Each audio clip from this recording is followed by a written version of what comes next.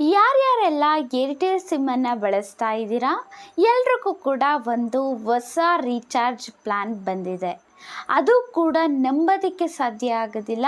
ಕೇವಲ ₹151 recharge plan, ಅದು ಕೂಡ ಏರ್ಟೆಲ್ ಸಿಮ್ ಬಳಸ್ತಿರೋ ಅಂಥವರಿಗೆ.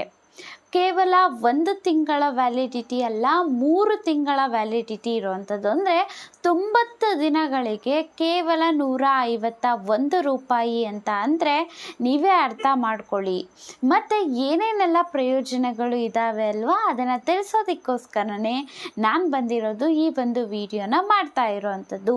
₹151 ರೀಚಾರ್ಜ್ ಪ್ಲಾನ್ ಅಂದರೆ ಇದರಲ್ಲಿ ಏನೇನೆಲ್ಲ ಉಪಯೋಗ ಇದೆ ಅಲ್ವಾ, ಅದನ್ನು ಕೂಡ ನೋಡ್ಕೊಂಡು ಬರೋಣ ಬನ್ನಿ. ಅದಕ್ಕೂ ಮುಂಚೆ ನೀವೇನಾದರೂ ನಮ್ಮ ಚಾನಲ್ಗೆ ಇನ್ನೂ ಸಬ್ಸ್ಕ್ರೈಬ್ ಮಾಡ್ಕೊಂಡಿಲ್ಲ ಅಂತಂದರೆ ದಯವಿಟ್ಟು ಸಬ್ಸ್ಕ್ರೈಬ್ ಮಾಡಿಕೊಂಡು ಒಂದು ಲೈಕ್ ಮಾಡಿ.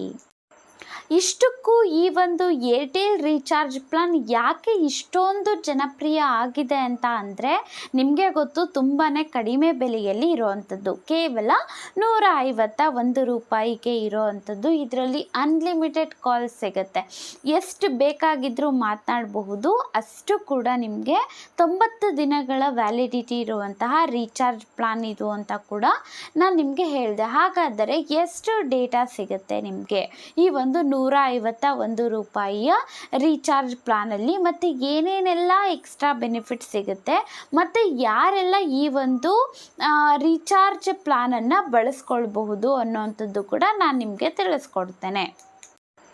ಅನ್ಲಿಮಿಟೆಡ್ ಲೋಕಲ್ ಮತ್ತು STD ಕಾಲ್ಸ್ ಇರುತ್ತೆ, ಸರಿನಾ? ನೀವು ಎಷ್ಟು ಬೇಕಾಗಿದ್ದರೂ ಕಾಲ್ಸಲ್ಲಿ ಮಾತನಾಡಬಹುದು.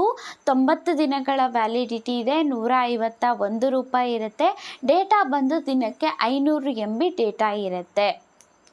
ಟೋಟಲ್ ಆಗಿ ನಿಮಗೆ 45 GB ಡೇಟಾ ಅನ್ನುವಂಥದ್ದು ಸಿಗುತ್ತೆ ಓವರಾಲ್ ಅಂತಂದರೆ 90 ದಿನಗಳಿಗೆ. ಮತ್ತು 100 SMS ಒಂದು ದಿನಕ್ಕೆ ಸಿಗ್ತಾ ಇರೋವಂಥದ್ದು. ಇಷ್ಟೆಲ್ಲ ಇದೆ ಅಂತ ಅಂದರೆ, ಕೇವಲ ₹151 ಅಂತ ಅಂದರೆ ಯಾರೆಲ್ಲ ಬಳಸಬಹುದು ಇದನ್ನು ಅನ್ನೋವಂಥದ್ದು ಕೂಡ ತಿಳಿಸ್ಕೊಟ್ಬಿಡ್ತೇನೆ ನೋಡಿ. ಬ್ಯಾಕಪ್ ಸಿಮ್ ಆಗಿ ಯಾರೆಲ್ಲ ಬಳಸ್ತಾ ಇರ್ತೀರಾ ಅವರು ಕೂಡ ಬಳಸ್ಕೊಳ್ಬಹುದು. ಹಿರಿಯ ನಾಗರಿಕರು ಯಾರಿರ್ತಾರೆ ಅಲ್ವಾ, ಅವರು ಕೂಡ ಬಳಸ್ಕೊಳ್ಬಹುದು. ಯಾಕೆಂದರೆ ಅವರೇನು ಅಷ್ಟೊಂದು ನೆಟ್ ಯೂಸ್ ಮಾಡ್ತಾ ಇರೋದಿಲ್ಲ, ಅವರಿಗೆ ಅವಶ್ಯಕತೆ ಕೂಡ ಇರೋದಿಲ್ಲ. ಮತ್ತು ಈ ಕೀಪ್ಯಾಡ್ ಫೋನ್ ಬಳಸ್ತಿರೋ ಅಂಥವ್ರು ಇವರೆಲ್ಲ ಕೂಡ ಬಳಸ್ಕೊಳ್ಬಹುದು.